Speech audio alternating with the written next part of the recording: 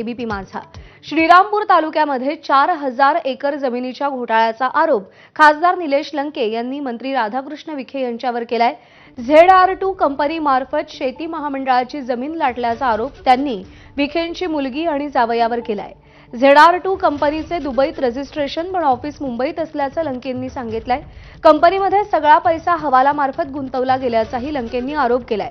कंपनीत Pravara bio एनर्जीचे 61% shares असून Pravara bio एनर्जीत विखेंच्या कन्या सुप्रिया आणि जावई अजित ढोकणे संचालक आहेत। दोन्ही कंपन्या एकाच फ्लॅटवर रजिस्टर असल्याचा दावाही त्यांनी केलाय।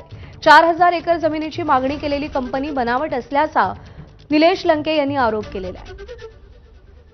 मागणी हे आहे, ठीक आहे, ही जागा तर सरकारने आता निर्णय घेतला पाहिजे, शासन निर्णय कॅन्सल केला पाहिजे। जो जागा मागणीसाठी जी समिती गठीत केली तो कॅन्सल केलंच पाहिजे।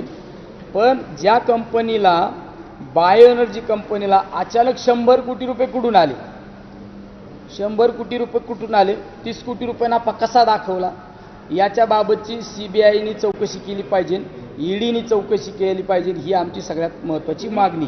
गुजकेम डिस्टिलरी इंडिया कंपनीचे संचालक कोण होतो? जेमी वल्सन, सुनील कलापुरे, निलेश जैन आणि सुप्रिया राधाकृष्ण विखे आणि त्यांचे जावई अजित ढोकणे त्या कंपनीचे संचालक होते।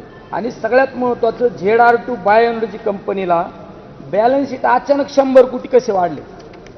म्हणजे तुम्हाला प्रत्येक महिन्याला 0 आणि अचानक 100 कोटीची त्या ठिकाणी व्यवहार वाढला आणि त्याचा 30 कोटी रुपये नफा दाखवला।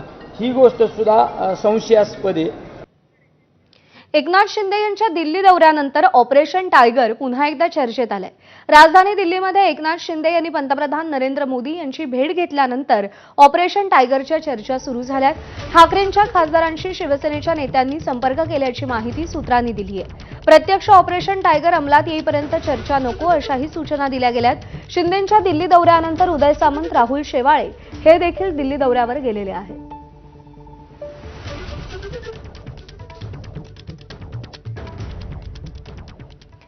मात्र उद्योग मंत्री उदय सामंत यांनी काँग्रेस संदर्भात मोठा दावा केला।